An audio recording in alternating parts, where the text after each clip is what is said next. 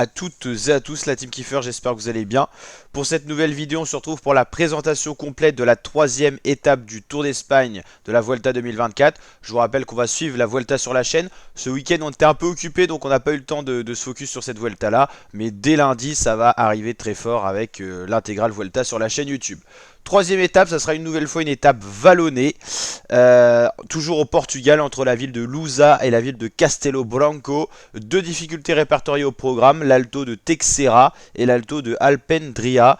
Une côte en deuxième catégorie et une en quatrième catégorie avec un sprint intermédiaire qui interviendra dans le trois quarts final de l'étape.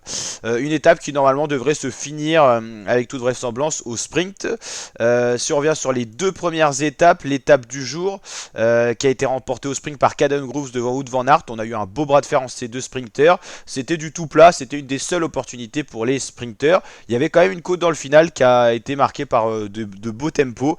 Étape marquée par de nombreuses chutes à suivre parce qu'on a vraiment de bons coureurs qui sont tombés. La première étape, c'était un prologue, un contrôle à montre de 12 km dans les rues de Lisbonne.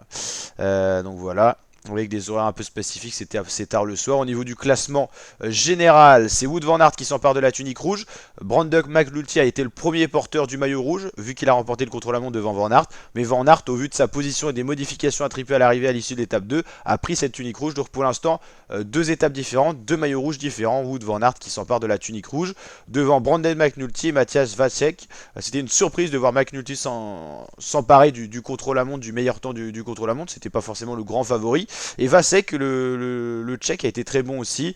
Kung un peu plus derrière, Affini, Tarling, Schmid, Roglic, Amirail et Almeida. Voici pour le top 10 avec déjà deux leaders bien placés. Primoz Roglic qui a vraiment écrasé un peu la concurrence. Il a montré que c'était un des favoris les plus forts. Mais il lui en manquait un peu sous la pédale pour remporter le contre-la-montre. Et Almeida qui fait un très beau contre-la-montre. En plus à domicile pour lui le Portugais. Voilà. Donc voilà, pour l'instant on est toujours au Portugal pour cette Vuelta. C'est la deuxième fois que le départ est donné au Portugal pour le Tour d'Espagne. C'est la 79e, on va y arriver, édition de la Vuelta 2020, enfin de la Vuelta. Et là donc c'est la 2024. On va regarder s'il y a eu des abandons ou vu des chutes. On va regarder ça.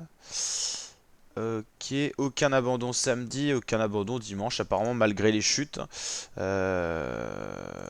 va voir ça. Ah si, Dylan Van Baarle qui a chuté lourdement a abandonné à l'issue de tape 2. Voilà le dossard 8 qui est le premier à abandonner sur 176 coureurs en course.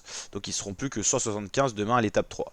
N'hésitez pas à liker la vidéo si elle vous a plu, vous abonner, partager. Je vous dis à très bientôt pour de nouvelles vidéos. On va vous faire une vidéo en parallèle pour résumer un peu le week-end de course qu'on n'a pas suivi sur la chaîne parce qu'on était occupé.